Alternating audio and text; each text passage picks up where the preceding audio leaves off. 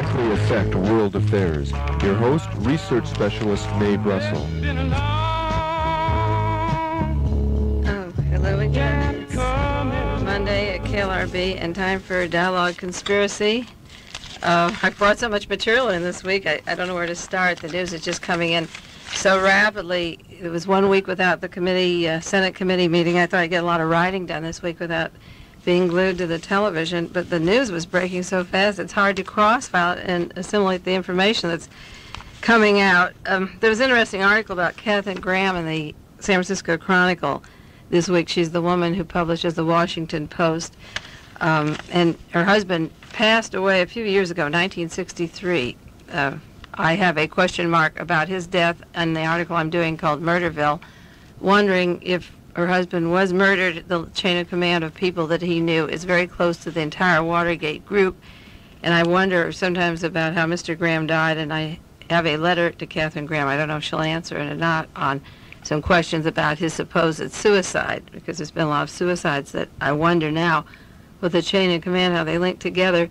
And she's been described as one of the most powerful women in America because of the exposure of the Watergate and keeping the story alive through the election year where everybody wanted to forget it and bring out the evidence. Her writers have been so powerful in bringing out new evidence every day about the Watergate case. And she had a quotation which was very nice in the paper when they asked her about using the power of the newspaper, because it is a powerful media, and they said that she had a lot of power with this paper. And what she said was, "I also have another theory about power. If power is there to be used, it is used whether you abdicate it or whether you use it.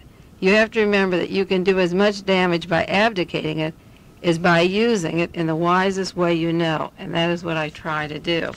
I think that's a nice way of saying that when you abdicate and don't use the power of your intelligence or your fountain pen to write to public officials, or your telephone to pick up certain radio or talk shows, or the power of the ballot to vote to affect certain changes in your life, you are abdicating that power. That happened at the last election where people thought they were really being sophisticated and staying away from Richard Nixon. They wouldn't vote for either candidate, McGovern or Nixon, and the appointments that Nixon made afterwards were so terrible that people abdicated the power and let him make a lot of decisions now that are still every day coming down that are very bad. In the course of writing the article Murderville, which I'm winding up now, I found 2 natural deaths in the news this week. I have a new file called Natural Deaths because I'm suspicious of everything that's coming along. Betty Grable and Joey Brown passed away. They were not conspiracies, I have to tell you. They were not conspiracies. Betty Grable had what we call the old-fashioned cancer, the kind that lingers for 1 or 2 years, as against the Jack Ruby cancer that lasts 3 weeks in a Dallas jail. And Joey Brown died, and it was very interesting. I noticed, that people that are a friend of Mayor Yorty or Ronald Reagan or President Nixon die in old age to be 80 or 90, and he's one of them. So I have a new file in my espionage work. It's called Natural Deaths. And while I read the newspaper, I was so glad there were 2 columns I didn't have to cut out for that file this week. Something good from the Watergate, which before we get to the bad, there's a lot of good and bad. I'm jumping between depression and joy. The news goes up and down. But the U.S. News had an article just this week that Attorney General Elliot Richardson said that the Justice Department is no longer going to give top priority to tough law and order action. He said the emphasis now is going to deal with social problems.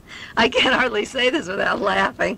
Social problems of criminal justice with crime prevention and rehabilitation, and they're going to take an interest in the problem of the consumer and the enforcement of anti-pollution and anti-monopoly laws.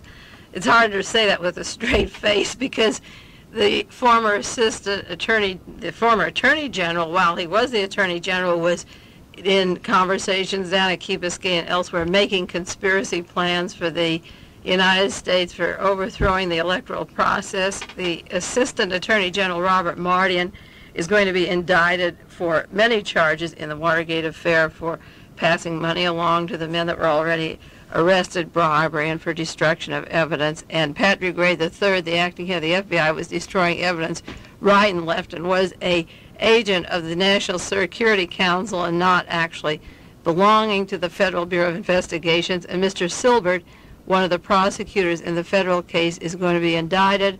I read probably for a conspiracy charge for asking the wrong questions and not asking the right people.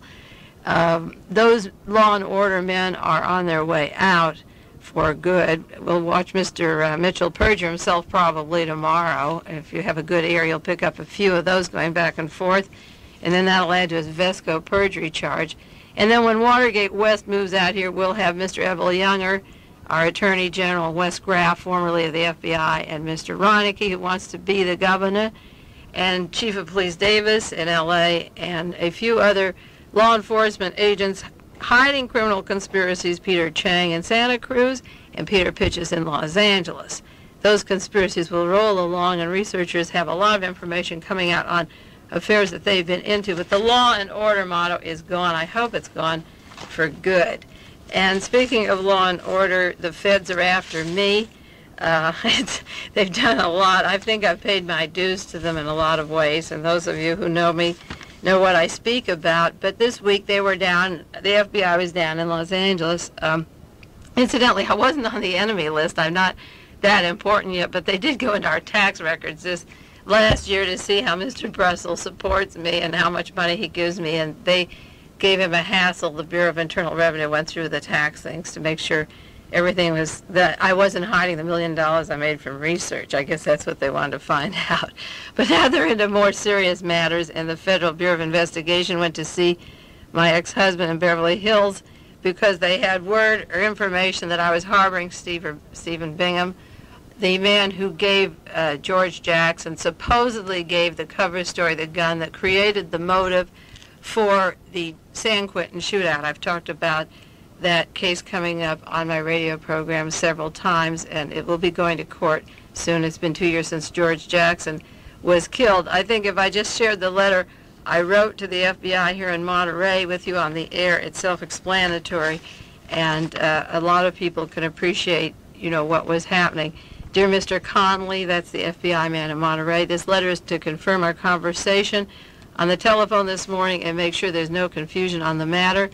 My former husband, Mr. A.W. Brussell, related to me his visit at his store by FBI agents in Beverly Hills, California, the week of July 1st to 3rd. The impression of the FBI was that I could be harboring Stephen Bingham on my property located in Vancouver Island, British Columbia. Bingham is supposedly sought by law enforcement agents. I put supposedly because he's really their agent. In the USA regarding the San Quentin killing of George Jackson, several guards and inmates. The only information I have about Bingham has been regarding research in the San Quentin murders. Last year I attended the trial of Hugo Pinell in Salinas on a charge of killing a guard at Soledad. I did not know Mr. Pinell at the time. The trial was conducted in such a rigged manner, obviously framing Mr. Pinell, that I became interested in his case and subsequently received the transcript to study it for the purpose of giving him a fair day in court someday. Hugo Pinell was also located at San Quentin for the purpose of medical testing in the Bay Area at the time George Jackson's murder. He is a defendant of the San Quentin Six, one of them. I have followed his case and become his friend through letters. We have never met. In the course of research, I met Louis Tackwood, agent provocateur who left Los Angeles in the fall of '71, Los Angeles Police Department. Tackwood held a press conference at which time he spoke about the espionage squad located inside the White House, the links from the FBI to California, up and down the coast of California. That group has been verified with the Watergate arrest, and all that Tackwood stated is in fact true, no matter how you attempt to discredit him. The FBI agent in Los Angeles had tried to discredit Tackwood in front of Mr. Russell.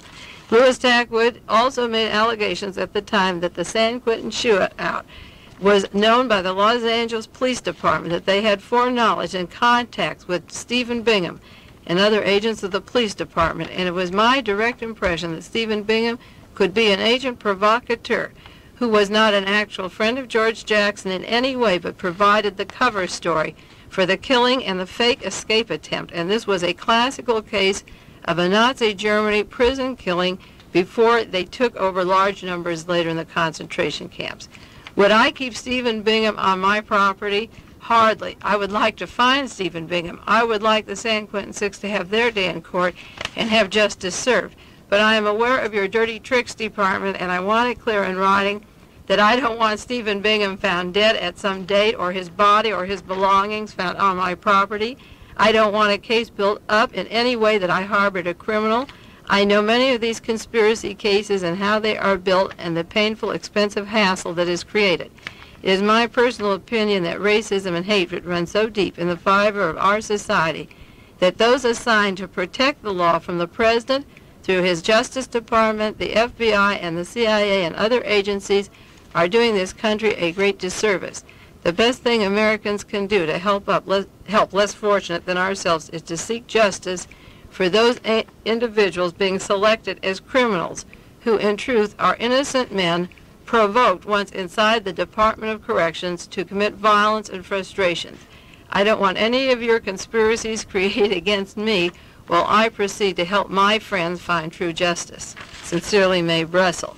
I said that because I did write a letter to Hugo Pinnell, a registered letter, which he said was not opened by the prison officials, but was open, mentioning that I was trying to locate Bingham as part of the defense. But when you write to a man in prison, and he tells you the truth has to come out, I'm innocent, and if you want to assist him and help him with that defense, you become an enemy of the state. That prison is meant to keep those men in there, and they kill anybody who proves innocence to their cause. And that is the condition of the United States of America. Dialogue conspiracy will go on to Watergate, some of it. There's one other matter. A woman named Reba Mason was very close to prisoners in San Francisco. She worked with them. She went in and out on Sunday. She was the only person to a lot of these prisoners there. Any outside contact, she was family for them and was help get lawyers and follow their cases. And she meant a lot to several men that I know that are cut off from the world in terms of a future of getting out, having served their time and were framed. And Reba did a fantastic job. And I got a letter from one of the men that I met through Hugo Pinnell at San Quentin, and he wrote to me about a week and a half ago that Reba Mason was dead. And I felt terrible. I'd corresponded with her and telephoned with her regard to things that were happening with the prisoners. And I got a letter from this one prisoner, and I thought that his whole world would cave in, and he had no idea that she was sick or had any problems. So I wrote to her sister, who lives down in Fairfax, California. I wrote to Reba Mason's sister on the nature of her illness, and she wrote to me. I got a letter back dated July 6th, and among other things, she said Reba's illness was not a long one. It was very frustrating her to no end. She thought it started with a pneumonia. She went into the hospital. She was there 2 weeks prior to that. She had good health for a number of years. They didn't know how to accept her death, but she was buried. And then I got a letter from this prisoner because I knew he'd feel badly, and I didn't want to be suspicious as I collect information for Murderville or for what's really happening in this country. And I want to rule out my paranoia, so I like to check the documentation. And I got a letter from this prisoner dated July the 5th on the nature of Reba's illness, and he said she was writing him a letter at the time that she got sick. She was doing well, and there was an unfinished letter that the sister sent him saying, pneumonia is a bitch, a righteous knockout, but I'm getting better. I don't understand how it all came about. And Qatari, this prisoner, wrote to me. He said, I used to make an issue of it because her letter that was sent on to him unsigned, she didn't understand how it came about. She got sick, and 2 weeks later she was dead. And he wrote to me, and this is what he said. I started to make an issue of it, but I would be hard bit to convince others of foul play, even though I feel there was some. I just commit it to memory until the day I play my design upon the world.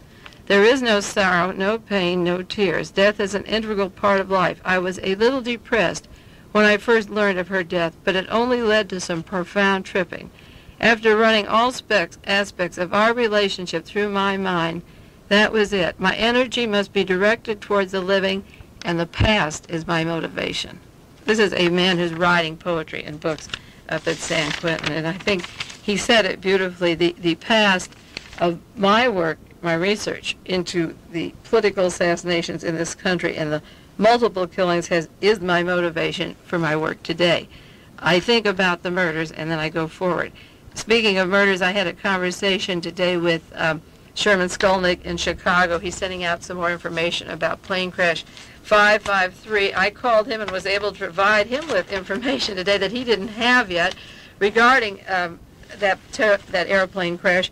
But he said, May, the name of Watergate is murder. And I said, okay, Sherman, in 3 weeks, Murderville will be out. The article, or 3 or 4 weeks. I'll have it finished down in 3 weeks. The name of Watergate is murder, he said to me. You won't believe what's happening in the Middle West and in the East. And there's so many people dying and being put into prison. His 2 main investigators are going back into the federal penitentiary with trumped-up charges, and they're getting harassed from all ends. What I called him about was that Sherman Skolnick revealed that there was $40,000 that Mrs. Hunt had on that airplane crash. The government and the media admits to $10,000 that came from Bernard Barker's bank. And she had $2 million in notes and traveler's checks and other money, which has not, for the most part, except in the law file or case, has been recognized. And I did a show, I don't know how many weeks back, on that plane crash that Mrs. Hunt was on, the sabotaging the plane, and mentioned that that Sherman Skolnick said the money came from El Paso Gas. It had something to do with John Mitchell and money from El Paso Gas. Well, the Washington Post had an article, a long article this week, almost a full page, and it goes into that complicated money, that Mexican money transaction. You know, that's one of the big thorns in the side of the White House the minute the men were arrested, was getting the CIA and the FBI and the White House staff to see what they could do to stop the investigation of the Mexican money. And the Mexican money is a conduit of funds. We've used Mexico interchangeably with all of our political assassinations and espionage operations for 27 years. And that money would go into the funding of political assassinations and a lot of other trips. But in the current 72 affair, it turns out there's a long article. It has to do with John Conley's law firm. It has to do with Brown and Root. These names are familiar with the past political assassination. It has to do with the El Paso Natural Gas and Petroleum Corporation that just got the contract for sending $10 billion natural gas from Siberia to Mexico.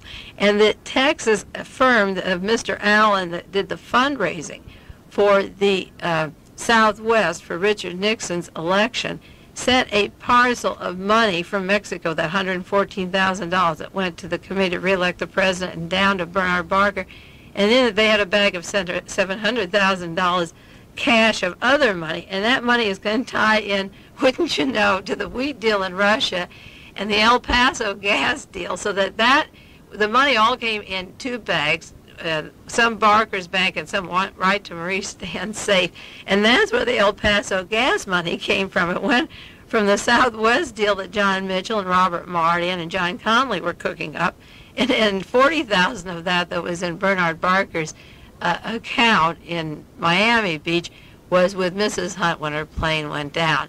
So the El Paso gas money that John Mitchell was supposed to be interested in tied in with the fundraising that comes when you want to put pressure on a certain people, such as you will get the contract for the Siberian gas if you donate so much to our re-election fund. See, they had to raise a lot of money before the close-off date by April the 7th, and the suitcase of money that was coming from the Gulf Resources and Chemical Company that Robert Allen sent in, the Houston Mexican money included the El Paso gas deal, the $10 billion deal from Russia to the United States.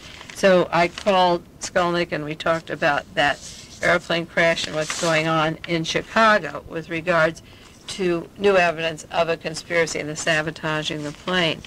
Well, I thought this would be a quiet week. Well, as I say, while the hearings were off and the news it just kept pouring down. There was the president's home is going to be investigated, the funding for his home at San Clemente, and the one in Florida, Mr. Cox has an investigation going on that.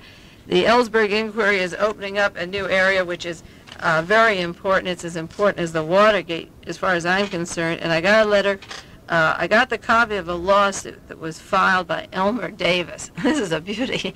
It has to do with the Ellsberg case because you remember a man was told to say he was guilty by the Los Angeles Police Department, Elmer Davis, of going into Dr. Fielding's office while he was still at Folsom Prison, which shows that the Beverly Hills Police Department had to be in collusion with the CIA to close the case so that Hunt and Liddy and all the Cubans that flew out wouldn't be involved. So Mr. Elmer Davis has filed a lawsuit for $1 million, a civil complaint, and there's a press conference in Los Angeles, and I have a copy of a suit. And this suit names President Nixon, Agel Crow, and agents of the Beverly Hills Police Department. And I got a letter, a news release from San Francisco from KPFK. It said enclosed is a civil complaint for $1 million in damages filed by Elmer Davis, a man currently in the California State Prison at Folsom, stemming from the break-in of the office of the Ellsberg files. Now, Mr. Davis is that 45-year-old black legal worker who was charged September the 3rd, 1974, with the break-in of the office while he was incarcerated in jail. So there's a $1 million lawsuit that was placed this week against Richard Nixon, Agel Crow, and the important thing about the lawsuit is that this is the second time this is the first legal suit to back up my research of the links to Washington, California. Up in San Francisco, Mayor Alioto is doing investigative work on John Mitchell and Mitchell's lawyers and Ehrlichman and the White House group because they used the Los Angeles Police Department, the Criminal Conspiracy Section, the FBI, Washington agencies, and California agencies. He has not filed a suit back, Alioto. He's named them. This is the first suit that names the link of the Watergate espionage group to the California law enforcement. You're going to see this coming out in California for the next 20 years. But this is the first suit, and it's done by a man in Folsom, and I think that's far out. Because this is the way these individual cases are going to open up the situation faster than anything that's moving along. Now, 2 mafia figures are being investigated for being released, one from Florida and one from New Jersey. And the Florida case involves Mr. Charles Colson again. He sort of gets the Academy Award here. He's in every piece of the action. Charles Colson, he beats them all, but they figured out in Florida, Mr. Smathers and Rebozo, they call the White House, they could get the Jewish vote in Dade County if they let a member of the mafia out of jail. They did it for Christmas. They should have done it for Yom Kippur. But they were going to get the Jewish vote that way. Evidently, there's a big Jewish vote among the mafia, Lansky, and that crowd down in Miami. The Kosher Nostra, they call it, over in Israel, and it stems from Miami. And then in New Jersey, they flew the coop for another mafia figure, and that links in with Spiro Agnew and Frank Sinatra. I'm having a little trouble at home with no help. I need some people, if you want to call and volunteer, to help me cross-file and copy articles, because while I put them under certain subjects like mafia release for votes, like how many things do you go through for votes, like tax, people are getting off being investigated by the Justice Department in exchange for votes, so they're given money in exchange, for a lot of votes. This group down in Houston, they give them the money, and then their investigations at the Justice Department are called off, or they're decided in their favor, or they're springing them from jail. There's all kinds of, or you get profits from the wheat deal and the gas deal. Well, the mafia people were sprung open. The little dinner guest list was disclosed this week at the White House, and that let off another can of worms, because that delayed evidence of those 200 contributors, which Richard Nixon's secretary had in her desk, was about 200 corporations, and not one of them is supposed to give to the campaigns. So all these huge corporations, I don't think there's going to be enough lawyers left in this country to cover these suits that are coming out. But one of those corporations turned out to be American Airlines, and then that opened up another nest of worms for Herbert Kalmbach. And a whole list of problems are connected with the American Airlines investigation and possible lawsuits. And they've asked other corporations to come clean now, and they'll get less time in jail or less fines, because they must know there's a whole bunch of them. They've put a all-out warning, if you get under the line, like the April 7th line, I guess this is July, by, September. If you get under the September line, you'll get a light prosecution. They must have some kind of a deal, working on that. Well, Senator Gurney said he wants the White House to produce their logs. I got a call from New York this morning. Somebody's writing a story for the New York Times, and this fellow's called me a couple of times, and he he wanted to know what I made of that. You know, he thought that was so fantastic. The Nixon's man wants the White House logs. So as long as it was his time that he was paying for the long-distance call and it wasn't my time, I told him how the government handles evidence, you know, and it was only my time because I should be writing it on paper and not just talking on the phone. But I said, what's so important about Gurney telling the White House to turn over some papers that John Dean had? They've only had a year and a month to clean them out, and we know what they did in 24 hours. So what's so gracious about them turning it over? And I ran down the ways the government handles the evidence. In my research in the John Kennedy assassination, and then in the Robert Kennedy or the Martin Luther King, and then you go into the Manson case and the Ted Kennedy and all political conspiracies, the evidence, the hard evidence that would convict people, what you call evidence, is handled in about 6 ways. There's more, but I call it 6 ways. Number 1 is the classic, they just destroy it. Like in the Watergate, I refer to those because it's easier for people to relate to that. It's happening now. Howard's hunt desk, in 24 hours, a van came and took everything away, and that was burned in an incinerator, and his files, his working files, his desk was cleaned out by Mr. Haldeman and Dean, and the suggestion was they drop it in the river, put it under the water. Patrick Gray took home stuff to his place, which he burned, and which he said in his clandestine, you know, operation way, I didn't read it, I just burned it. And Sally Harmon, he showed them how to use the offices over at Creep to shred everything they had over there. And Maurice Stans tells you about his safe and his papers that were burned. And Herbert Kalmbach was lighting little matches at hotels with little lists of paper, burning those, you know, his list. So it goes back to the John Kennedy assassination, the lamppost and the car interior and the clothing that John Connally wore, John Kennedy. These things are all destroyed for investigative purposes, and that's one way to handle evidence. And then some evidence is locked up. And there was a real goodie that came out this week. Common Cause had asked Maurice Stans for information of who donated money between March and April. Those are the key dates because that has to do with the Miami Convention, the plans to kill Richard Nixon, and the real military junta. The money they raised that last month was the most secretive and the most important. But any connections to it, Maurice Stans said he'd turn them over. He was asked a year ago, and he said, by November, I'll turn them over. And Common Cause said, we'll cite you for contempt of court if you don't do it by April the 6th. So on April the 6th, Maurice Stans called a van and had 160 4-drawer cabinets taken to the National Archives. They hide behind, he didn't destroy it then because they knew it existed, but it's in the National Archives. That little goodie came out this week. The contempt charge hasn't been made, but they substituted a list which showed up in Miss Wood's desk at the White House that opened up the other problems. There's evidence delayed. When Maurice Stans was on the stand and they asked him for a list of donors, he said, I don't have one, but I can reconstruct it for you. You know, well, this is what's happening in the White House, I'm sure, with Dean's papers. They can reconstruct anything they want. There's evidence which is altered. They hold it a while and change it, and then they never fingerprint it to see if the original person touched it. And there's evidence they can't find, which may come up later, altered or missing or destroyed, but at the present they say they can't locate it. They know they didn't destroy it or lock it up, but somewhere it's around. I just can't, it skipped my mind. And then there's the denial that evidence exists. In some way it appears later, but it'll appear in some form, but nobody has seen it. And one perfect example of denial of evidence was a letter sent over to the committee by Mr. Butzart. At the hearings, the White House waited till John Dean gave, you know, all of his testimony, and then they were really going to catch him. So the attorney for the president sends over a letter with the presidential seal and says, here's 30 good questions, let's get them, you know.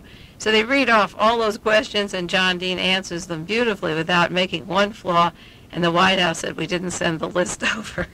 That is denial of evidence.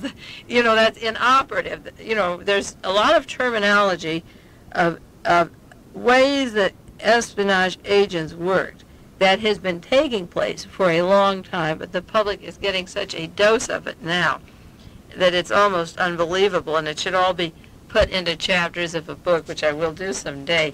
But the denial that they sent it in the first place, it's just a list with a White House seal, but the White House didn't send that over. That's the way they're working. Well, there are spy groups and there's enemy lists, and then there's enemy lists inside of those lists, because the Republicans in the White House had a list of enemies they were going to get, but they also had a list of Republican enemies, if you saw it in the paper this week. Those were the Republicans that they wouldn't have them for dinner, and they wouldn't support them, and they couldn't get passes to visit the White House. Jack Anderson has an article.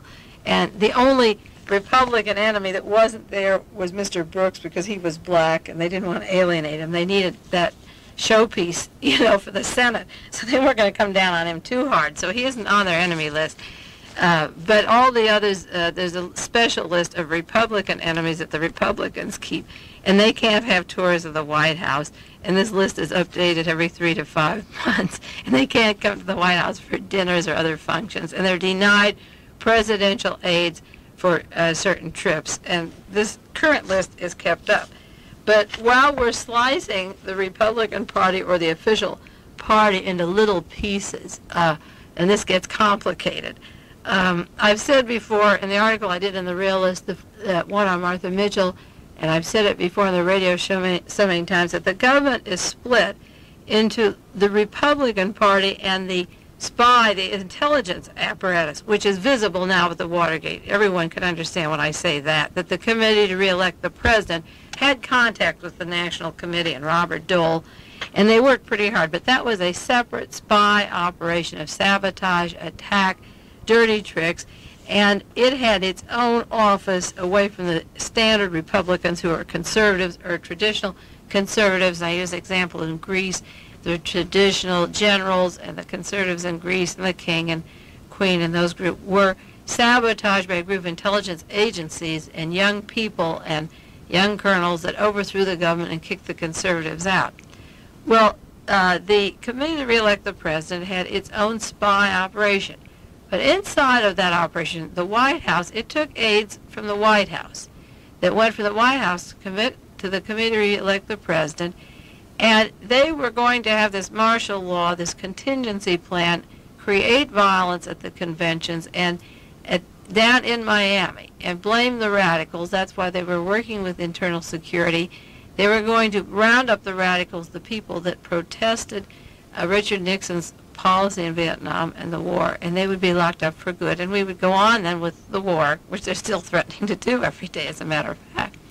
So the idea was the martial law plan, and attached to the martial law plan was the plan to kill Richard Nixon. And this is something which I'm writing about now, and it's very fine line. It involves a man named Andrew Topping in New York, a Wall Street bond salesman, a college graduate, the upper echelon, an appointment to get into the White House. Now, Richard Nixon wouldn't have Haldeman and Ehrlichman and Mitchell and all of these men working hard for his re-election to the point of the Inter-Intelligence Agency in the White House if they were going to kill him. And therefore, there has to be a separate group that work a branch apart, if you can follow it, from that other main body. And I think this week I hit upon it, I think, as I read the paper closely, and it's delaying my writing, but I don't want to lose these threads. I've hit upon a possible clue, because I said that in order to blame the radicals and the McGovern people, in the event they decide to kill Nixon, because everyone in the Watergate that's involved with the Watergate affair is far right-wing. They are not Nixon people. The younger people around him are for Agnew, or they were for members from Young American for Freedom who support Ashbrook and Agnew. They feel the policy in China and Russia was wrong. They feel that Nixon is too far left. And I don't trust this Thomas Charles Houston who gives Richard Nixon orders. I think he comes out of Young American for Freedom and that splintered group. So you have the Republicans, and then you have your intelligence operation. Then in order to blame the Democrats for this operation, you have to have somebody inside the Democratic Party who is going to sabotage. And the man I suspect, I can't make charges, but I think they should investigate him, and I write an article that certainly links him as a question to suspect, was Mr. Buchanan, Thomas Buchanan, in the White House, who spoke regularly and is a close friend of Mr. Oliver at the Democratic Party. At the Democratic offices, a Mr. Oliver had a phone that had a definite wiretap that connected to Mr. Alfred Baldwin over at the hotel, at the Howard Johnson Hotel. And the minute they wanted to see the conversations that went over Mr. Oliver's phone, the Democrats had said, no, you can't see those. It's illegal to produce in court. Wiretap conversation, you protect the right of the person whose conversation was overtaken. But in this case, I have reason to believe that this particular Mr. Oliver, it's been in the news, it's been documented that he's a very, very close friend of Buchanan, who writes the speeches and helps with Richard Nixon in the White House. And his telephone, Mr. Oliver's, was going over to Baldwin's from the Democratic offices. Well, this week it turned out that the Committee to Re-elect the President has a very secret bank account in Maryland. It's a private bank account in Maryland, and it's set up by Patrick Buchanan, the brother of the writer who writes for Richard Nixon. Henry Buchanan, he's an accountant, and his name is Henry Buchanan, and he had a special bank account. Now, what they said was he had an account that very few people could ever use, that Maurice Stance had money coming into it, and his excuse for this account, the excuse coming into that account, was that a certain member of the Committee to Re-elect the President didn't think he was getting high enough salary, so they opened up a special account that only 4 or 5 people could use. But one of the men involved in this account is Kenneth Reitz, and that name comes in with the murder of William Mills, who they said was a suicide, that $25,000 siphoning through a Maryland bank that Mills said he never saw.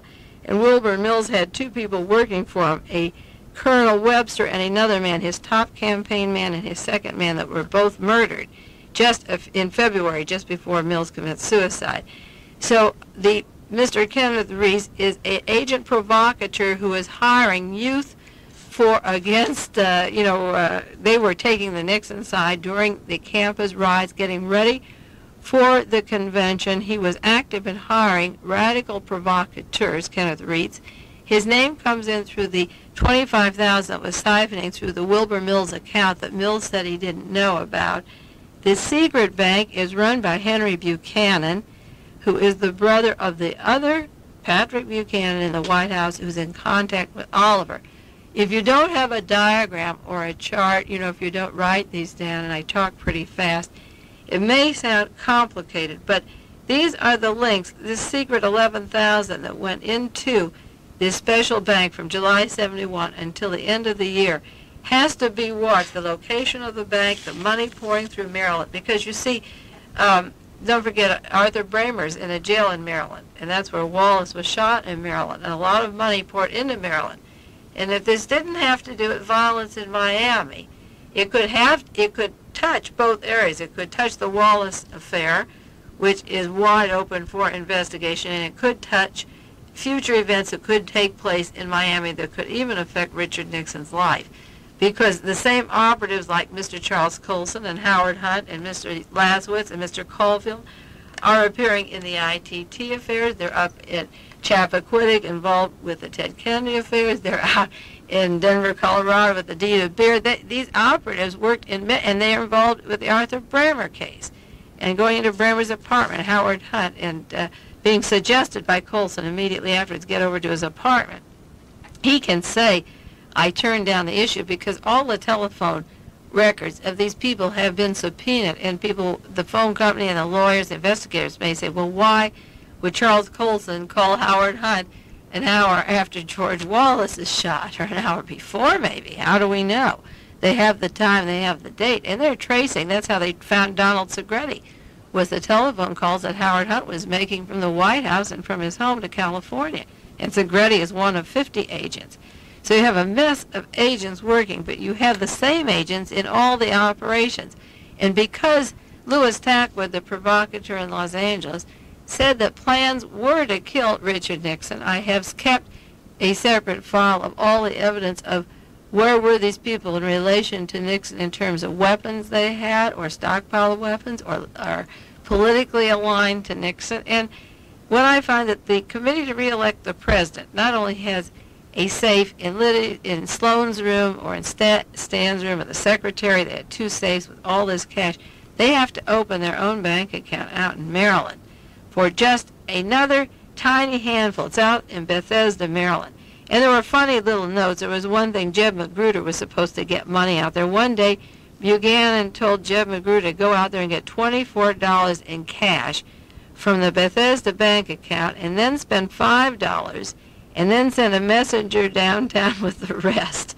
They were delivering messages right and left. These are the kind of little accounts that were going. They're an excuse for a delivery boy, but Jeb Magruder arranged the whole inauguration affair, the victory thing for Richard Nixon in Washington. He wanted to run for a high office in California. I'm sure that he's just running around to he's instructed to get $25 out of that Bethesda account, spend $5, and then go by messenger and deliver it somewhere else. These things are highly impossible, and I would say that they're excuses for delivering. The withdrawals of this account. And then another thing, when Common Cause found out about this $11,000, or the General Accounting Office, that it was in this special bank in Bethesda, Maryland, under the name of Henry Buchanan, Buchanan called Maurice Stans and said, "What'll I do?" There was an SOS call. He says, "My God, what'll I do?" Stans was down in Florida. And Stans says, "Well, just sit tight." The paper says Stans had a long-distance call to Buchanan in Florida in April and told him to bundle up his records, including those of the secret bank account, and deliver them to Stans' attorney. But instead, on April 21st, the next day, Buchanan got a subpoena and had to turn them over to the federal district court. So that opened up this week, which is really a heavy case because while the hearings were not going on this week, so much was happening, and this is one of the very important links in my research. And while it may sound a little going around in circles or complicated to people who haven't heard the show often, those who follow Dialogue Conspiracy regularly, and I hope you do, can see how my mind is working when I find these little separate accounts in Bethesda. And money is coming up. There's a lot of suits, charges, indictments coming up with that $50,000 bogus Agnew dinner, and there's more to that than meets the eye. They had on the books for $50,000 that wasn't raised, and then they said it was paid back to Washington. There's a lot more into that Maryland money, and we'll be following that as the time goes on. There's an article in the Chronicle today. I could do a whole show on this. I don't have time. It's on a probe into Illinois into the drug case. Charles Percy has ordered a probe into the investigation of the drug case. The DALE, that narcotics division that was formed after the elections in 1972, is the basis of the American Gestapo. They took over the Bureau of Narcotics and made a separate group called DALE. And there's being a lot of exposure about this group. If I have time next week and there isn't too much news, I'll go into it. A Mr. Ambrose runs the group now. I think it's going to have to be taken apart. It's a drug abuse law enforcement. And I have a list from the New York Times of 4 people that have been killed by them and many, many others that have been terrorized. And it seems that we've taken over from Nazi Germany every tactic that they've used except one, the breaking into homes, smashing things, terrorizing people, killing them, and leaving.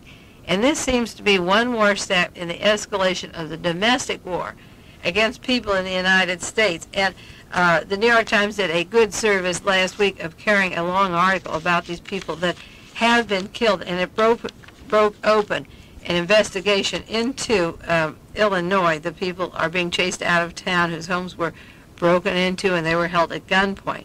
And this will be the biggest service to this country if we break that open, because the Watergate group, it seems now, one of the men from DALE was on that sabotage plane that Sherman Skolnick spoke about, who was wearing a jumpsuit to get out. And he figures there's 2 members of this DALE that are involved in the Chicago airport thing at the time that Mrs. Hunt went down. It is a very dangerous group, identical to the Office of Management Budget, that still exists, that Roy Ash sits over, and Fred Malik. Those 2 agencies were the nucleus of a Gestapo after the next election to control domestic harassment and control domestic budget. Now, the budget thing is an insidious breakdown where you deprive all the minorities of opportunities and youth programs and research programs and strangle them to the point where they have to go out in the streets. They have nowhere to go and commit violence or protest, and then the police come in and bring them in. The narcotics group, Mr. Liddy, G. Gordon Liddy, And in fact, Mrs. Dean now has a very mysterious background. I talked about her on another show. She came from Dallas, Texas, worked for the American Airlines, heavy into narcotic, working with the Narcotic Bureau and the Justice Department. The drug group and the Office of Management Budget have to be what were the strong arms of the Gestapo after the elections.